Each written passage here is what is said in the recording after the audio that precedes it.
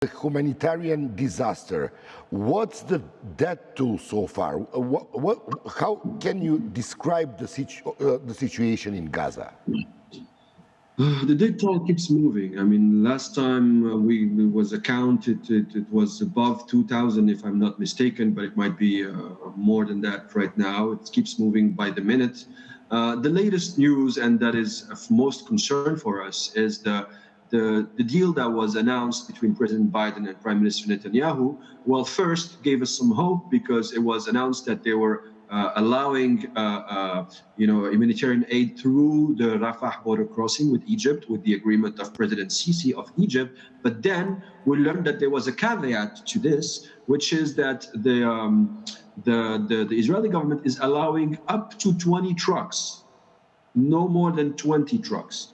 Well, this is a ridiculously low number, because what you need to know is that the United Nations, specifically the Office of Coordination of Humanitarian Aid, has said that even before the war broke, like when the situation was quote unquote normal in Gaza, because nothing is normal when you're under a blockade for 17 years, but still it's not under heavy bombardment. So the situation before the war broke, they were delivering around 100 trucks a day. And they were not being bombed back then. And they had water, and they had electricity, and they had basic supplies. Now they don't have any of this. It's been a week and a half without water, without electricity, without medicine, without food, and they're allowing only 20 trucks. This is absolutely ridiculously low. It doesn't even begin to address the dire humanitarian situation adequately. So, I mean, we can talk about a lot of things to describe the current situation, but I think the most urgent thing to talk about now is this. And we are saying that Israel's international partners, they should pressure the Israeli government to allow more aid, actually to allow all the aid that is needed. And that is not out of their good heart. It's an obligation under international law. That is their duty. They need not only to allow all humanitarian aid in, but also to restore immediately water and electricity supplies and lift all the unlawful restrictions on aid delivery. Because, not allowing all these things in, it is collective punishment, and that is called a war crime. President Biden made a visit in the middle of this week. There was some agreement between Israel and Egypt about the humanitarian aid. Is there any improvement of the situation? What do you expect? What's the outcome of this visit?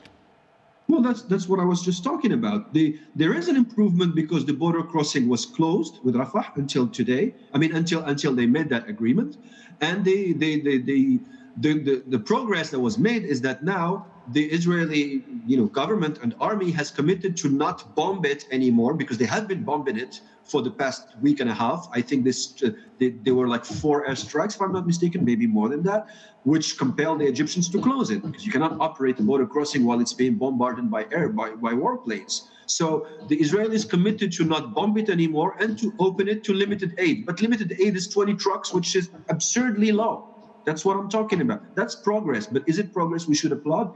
Definitely not.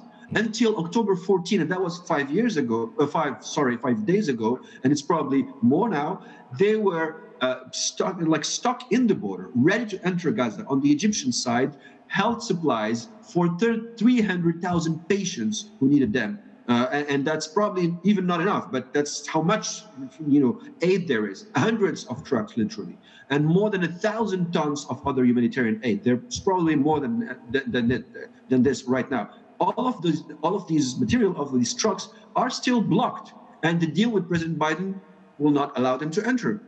As far as we understand, maybe the situation will change, but that's what it is right now. So far, there is no improvement at all. Well, I'm telling you, the improvement is like 20 is better than 0, but 20 is way less than it's needed. A blast in the hospital in Gaza killed hundreds of people. Both sides accused themselves. And the President Biden said, according to the U.S. intelligence sources, that it's not Israeli attack. Do you have any information which could clarify this really disastrous episode? Not at the time, no. We are gathering information. We are investigating. We did record the two positions. The Israelis said it's the Islamic Jihad who misfired the rocket. The Palestinians are accusing the Israeli aviation. We do not know. We registered these two versions and we are investigating on the ground. Unfortunately, such investigations take some time because we have to collect evidence, we have to speak with witnesses, we have to do lots of forensic work, and that takes time. But until our investigation is completed, I will not be able to say anything conclusive about this.